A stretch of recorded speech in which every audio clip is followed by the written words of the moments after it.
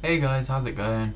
First of all, thanks very much for tuning in to hear the next part of my story of my depression. To start with, I wanted to address some of the comments I had on the previous video.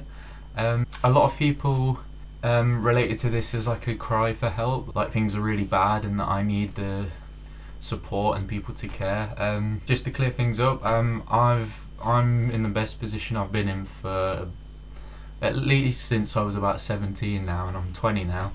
So I no longer need the constant support and constant care. I can look inwards when I have these down times, and I'm a lot more motivated and stuff. So I'm not saying it's not appreciated. I really appreciate the support and love that I got on the video. I got a few private messages and stuff of people telling me how brave I am and stuff like that. But I've started to realise that happiness is a choice, and true happiness can only come from in yourself choosing to be happy. So don't waste your affections on me. There are people out there who are in dire need of it, people who can't see any point in living anymore. I'm not saying don't be considerate, don't be supportive, but what I am saying is encourage people to be more open and more comfortable with talking about all the issues they're facing, because if I was in that position, I wouldn't be making videos. I couldn't motivate myself to be this open about it. Just for an example, I've been wanting to make videos on discrimination since I was 18, I think, and it's only now I've started, so that just sort of gives you an idea of how difficult it is to motivate yourself to do things. So, but yeah, anyway, on with the next part of the video. Where we left off, I spoke about my OCD, the infinity of time, making me freak out. I spoke about my depression, where it might have, I was just suggesting where it might have stemmed from, and I don't know if I touched on my anxiety, because I have quite bad anger problems, which I think have a combination of being inherited and just environmental factors and stuff. So these things were all starting to combine pretty much around when I was 18 and went off to university. So I went off to uni in Newcastle, and the first year was, like, to start with, I got very involved with my rugby. I tried out for the uni team and stuff. Unfortunately, I wasn't successful, but I then went in to look for an intramural team, which is basically like a club within the uni. So I ended up playing for a club as the only first year in the club. And yeah, I was really enjoying it. I was enjoying playing rugby, I was enjoying drinking and going down the pub, obviously. And also I really enjoyed the independence of it. I enjoyed cooking for myself, cleaning for myself, washing my clothes. I enjoyed planning my days and stuff like that. It's such a difference to when you're living at home, going to live on your own. But the reason I want to talk about uni is because there's a huge misconception that university causes people to be extremely depressed. Like, I've often used it as a quick reason to explain to people, like, I went to uni and I wasn't happy there. You know, they'll say, oh, why did you leave uni? And I was like, oh, it wasn't making me happy. And that's not true. I think when you have the potential to be depressed, you're going to, no matter what, you're going to face it. And I think university, because of all the added stress and pressures of being and looking after yourself, that often brings it out. That's often the trigger for a lot of people. That doesn't mean by any means that people hate university, that they start to, it's not for them and stuff like that. That's not true.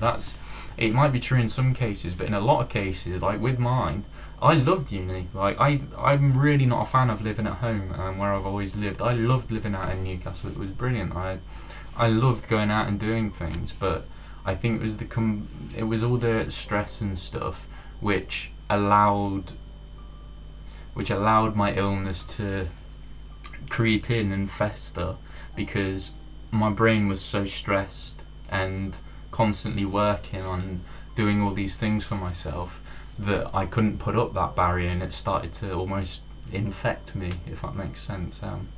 In first year, I I don't have many memories of being extremely down. Like, it was just developing, like I said, how there were times when I was just paralysed to my bed and stuff at college. The same thing happened at uni, but it started to become a little bit more frequent. So it started to happen, say, every week or something.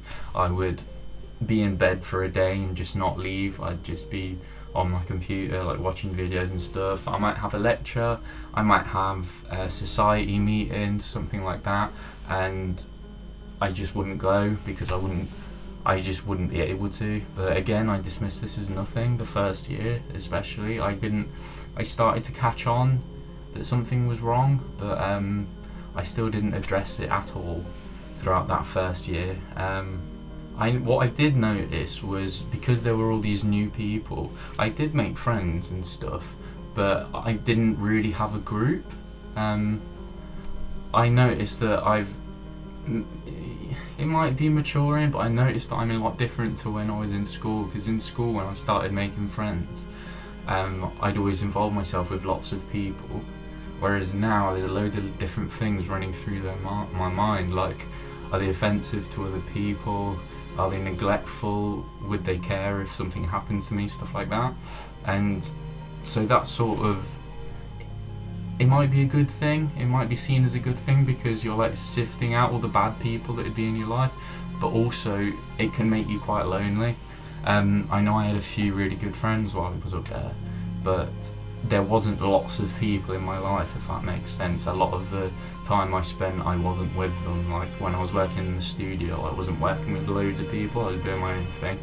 I went to the gym on my own. I'm quite an individual person anyway, but at uni, yeah, that was sort of exaggerated. If I go to the end of first year then, at this point I found my course very difficult, very demanding. I passed my first year, which in architecture isn't an easy thing to do. So I did alright with that. I think I got a 2-1 just in the first year. And then I was part of a rugby team. The next year I'd become the social secretary, organised stuff, a little bit more responsibility.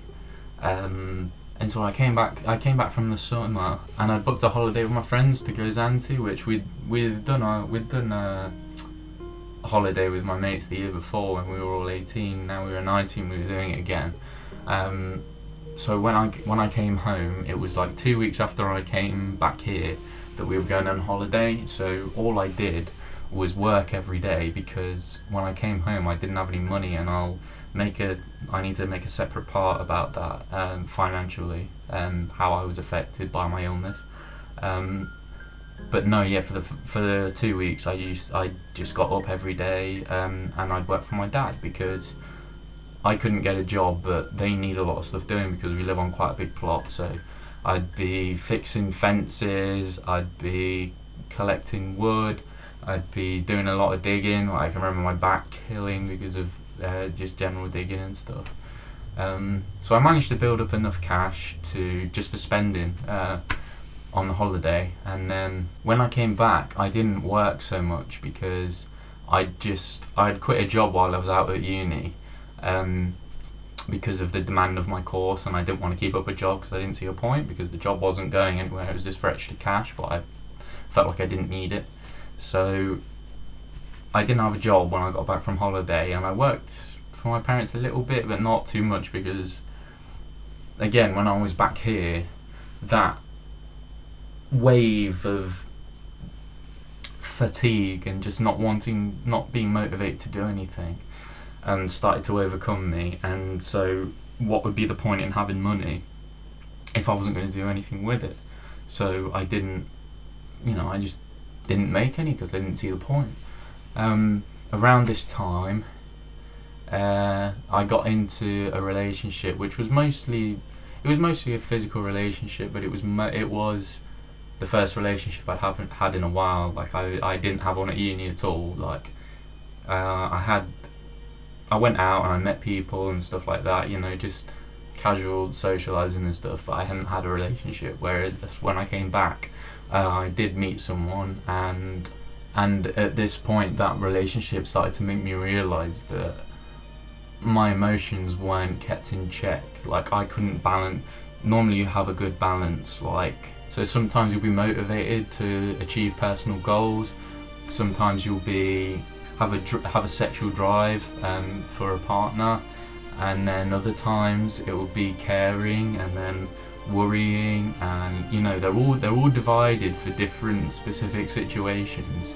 Yet I started to understand that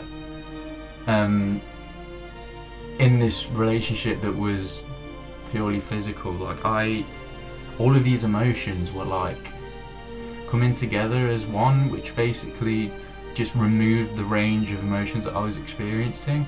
Like, I was still sexually driven, but not as much. There was no fantasizing or anything.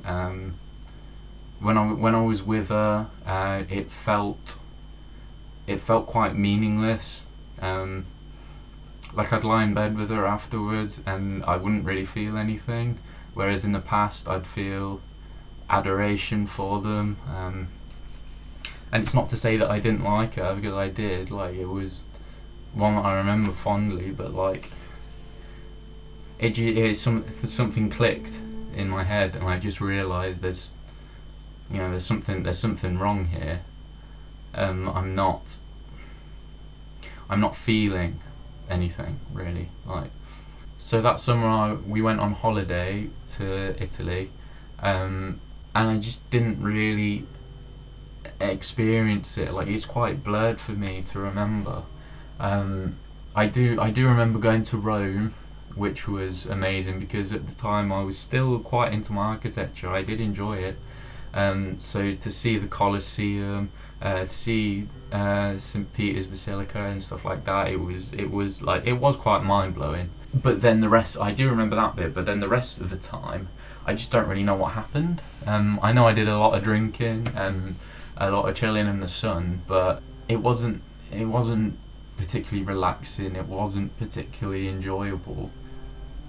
I didn't hate it. Like, there was no hate involved, because there's no emotion. Like, so it's not like I didn't enjoy myself, but I didn't experience happiness or anything. I mean, there was a lust for the person I was seeing at that time. Like, I did start to miss her a little bit, which meant that I wasn't totally down the well. Like, I did feel some things, obviously, but yeah, that's just the start of the numbing. I think. I came back from holiday, and I saw her again, and then afterwards, after seeing her a couple of days later, I started to see a lack of enthusiasm, a lack of desire for me.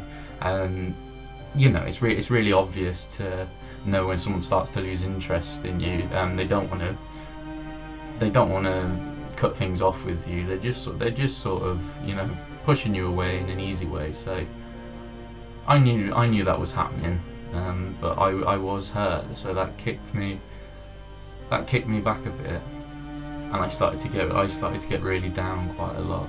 So just before I went back to uni, I didn't experience joy in doing many things. Yeah, that was when the bad stuff really started to kick off, I think. I started having periods where people would talk to me about my life, and my answer would be, what's the point? Quite a lot. I didn't keep in contact with friends at all. In previous years, I'd be going to the pub quite frequently. We'd be going and playing football in the summer. I wasn't. The days start blending into one with this illness. Like, everything just merges together, and you just stop feeling.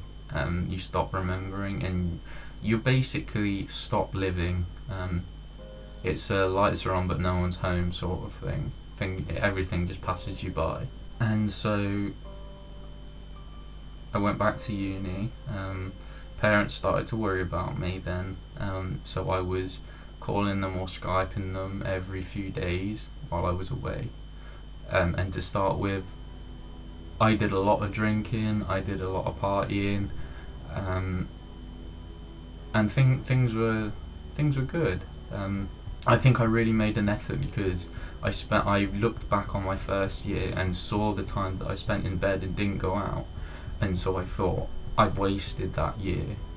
That's supposed to be the easy year where you go mad and you spend all this free money on enjoying yourself. And so the second year I decided to start doing that. I didn't work much at all. I started missing lectures because I wouldn't get up in the morning because I would have been out partying the night before. I'm rugby training, I'm partying, I'm missing a lot of uni, and then it really hit. It got to end of November, start of December last year, and it just hit. I just came across a wall. I felt like I was tied down on my bed. I felt like someone had tied me to it. It was a tiny room, like a cupboard with a single bed in it. Nothing would make you want to stay in it. I stopped going to the gym. I stopped cooking my own food, which was worrying because that's what I always did. And then towards the end of my uni, I stopped showering and washing and stuff. It was about 3 weeks where I'd lie in bed, slept when I was tired, and then went on my computer when I wasn't. Then I would order pizza and I wouldn't even get up and get it when it came to the door. My flatmates would get it and then they'd bring it in to me. And they said they were worried and that they wanted to do something, and I just said I was fine because I didn't know what was happening to me. Like, you just get on with your life all the time, but this just made me, lying in bed all that time and thinking, just made me think, what's the point in it all? Why am I here? Why am I doing all this? And I was getting email after email from uni saying, where are you? What, your attendance is slipping down. And then friends were calling me and I was hanging up straight away. I wasn't talking to them. And I just didn't know what to do. And the thing that triggered it was that I went down to, I had an overdraft of -1500, and I went down to that, just spending it on my computer, and I broke down. My heart started racing. I was bursting out in tears. I cried for like 2 hours straight.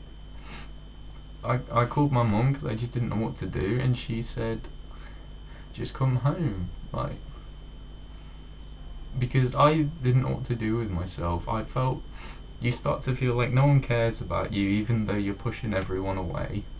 And with all those things going on, you can't face them all and deal with this problem at the same time. So life is put on hold while you're sorting this out, but I didn't know how to sort it out, and I couldn't put my life on hold because I was doing a degree. Like, you have to be focused every day. I had my breakdown at about tea time when I'd lost all of my money. I was supposed to be seeing someone the next weekend, and I called them shaking and was just like, yeah, I can't see you, I'm sorry, I don't have any money and I'm going home and I don't know what to do. So I got on the train that night, didn't have any money. My sister, who was at uni, transferred me some money over. I got the train halfway, and then my mum, bless her, came out with my little sister in the middle of the night to come and get me, and took me home. And yeah, no, I'll leave it there. Yeah, the message in this video, I guess, is that just because someone becomes miserable and starts to become really ill does not mean the situation they are currently in is the cause. It might be making it worse, it might be the last straw that brings it out, but it does not mean it's responsible. So do not assume that they're just miserable where they are and taking them away from it will make them happy, because the brain doesn't work like that. Like, you're not questioning what you're doing with mental health, you're questioning the point in living. So once again, to all you people out there, I hope these videos can help you relate, because I'm in a position now where anything I fancy doing, going to the gym, going to work, making these videos, seeing friends, anything I want to do, I can do it now. Like, you stop thinking about everything and you just take each day as it comes. And I know that sounds like a big effort to take each day as it comes, but it's so easy. It's so much easier than thinking of the whole concept and idea behind the point in being alive, because you just do things you enjoy and you discover that the purpose in living is living itself. Like, you live to get the best feelings inside yourself, and it's so fulfilling and rewarding. So you will get through this, and you'll look back on this and you will realise that this illness was your worst enemy at the time, but when you're past it, it might have been your best friend, because you'll become such a better person that's not gonna waste their time with anything that isn't making them incredibly happy. So thank you guys for watching, and one last thing, don't be cautious in sharing this around. If you think it's going to help, then by all means go for it. You don't need my permission. Like, just go for it. And yeah, that's everything, guys. I'll see you in the next part.